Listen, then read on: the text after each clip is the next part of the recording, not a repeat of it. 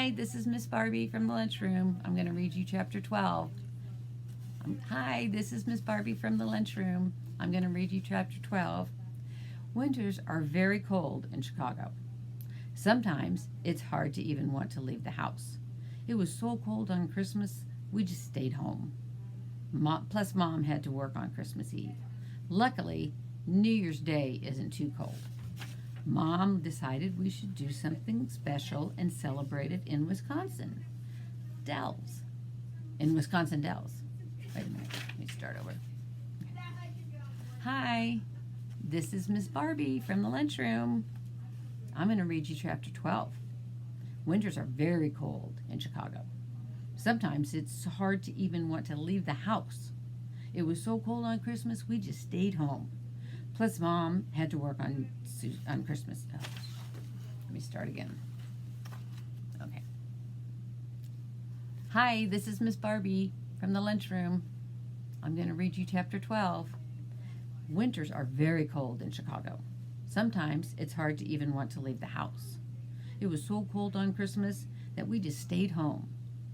Plus, Mom had to work some on Christmas Eve. Luckily, New Year's Day isn't too cold. Mom decided that we should do something special and celebrate it in Wisconsin Dells. Even though we have trees near our house, I never see as many trees as when we're in Wisconsin. The woods are so pretty, and there are so many winter activities, more than we could ever do in Chicago. Also, I'm very happy to get away. I don't want to think about the presentation or school. Don't you want to go to Jamaica instead? I suggested to Mom. Jamaica is much farther away, I think. Mom just laughs. I wish, she says. How about when you become a famous explorer or artist? We'll go.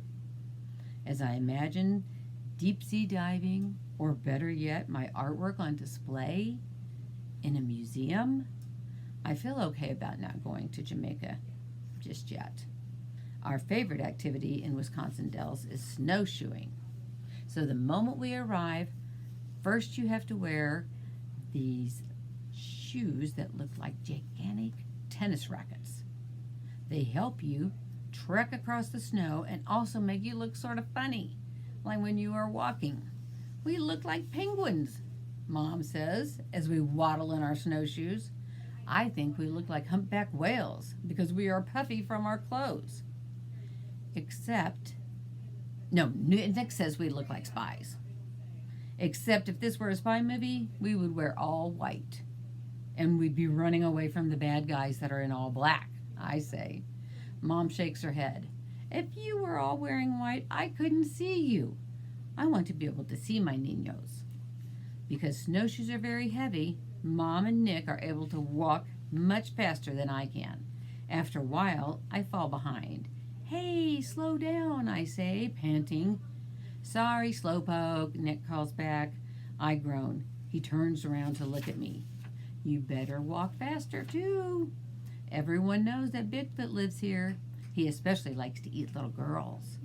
You're lying. He's not real. I stomp my foot. Then I take a quick glance around. It's eerily quiet. Come on, let's go. Walk a little faster, Stella. There's so much to do today, Mom says. Nick likes to scare me sometimes. He told me once we were going swimming that there were alligators in the lake. It scared me so much I couldn't go in the water for the rest of the day. When we got home, I researched alligators. Turns out there are no alligators in Illinois. When I showed Nick the website, he shrugged and said, "You never know." Now I'm pretty sure that Bigfoot isn't real, but I can hear branches moving. It's probably just the wind. He squats down. I jump on his back. I'm only doing this because we look bigger and more intimidating to Bigfoot. I can't see his face, but I know his secret smirk is there. I giggle and hug his neck a little tighter. It's hard to stay mad at Nick for too long. Stella, we're almost to the car, Mom says, patting Nick's head. We'll grab lunch and we'll have more fun. During the ride, I notice some little huts on the lake. These are for the ice fishers. Seeing them reminds me of my school project about ocean life. I haven't told Mom or Nick about the new presentation part of the project. I don't want them to think I can't do it or handle it.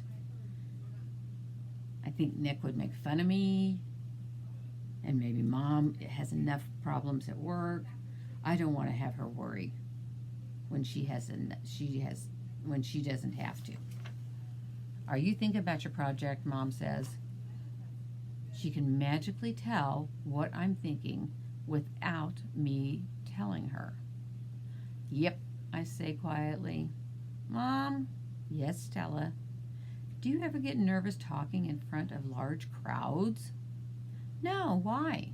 She says. I sigh. That's what I was hoping not to hear. Just curious. Really? Never? She pauses. Not really. Your abuela was a performer. I was just used to seeing her. Her response doesn't make me feel better. In fact, I feel a little worse. Thankfully, Nick says, oh, good, there's the restaurant. After a hot lunch, we walk around downtown Dells. Even though it's New Year's, the streets are still covered in Christmas decorations of snowflakes, reindeer, and snowmen. I start to wonder how we would celebrate the holidays in Mexico. I can't picture Mexico City in snow. I'm also pretty sure a snowman would melt there. So I asked Mom, what did you do for Christmas in Mexico? Nothing like this. It's too warm there. We just celebrated with our family and friends. Actually, Three Kings Day is kind of a bigger deal in Mexico than Christmas for kids. Really? I've never heard of it, said Nick. It's fun. You leave your shoes out and the three wise men leave you presents overnight. Can we do that next year? I ask. Nick says, yeah, I want more presents. Well, we live in the States. I just didn't think to do it. I wanted you guys to fit in. I sigh. I think to myself, but I don't fit in, Mom. I am different from people in my class. I'm an alien. Suddenly, I picture Pancho swimming alone in his fish tank. He can't be around other fish, but he also can't live outside the water. He doesn't belong anywhere either.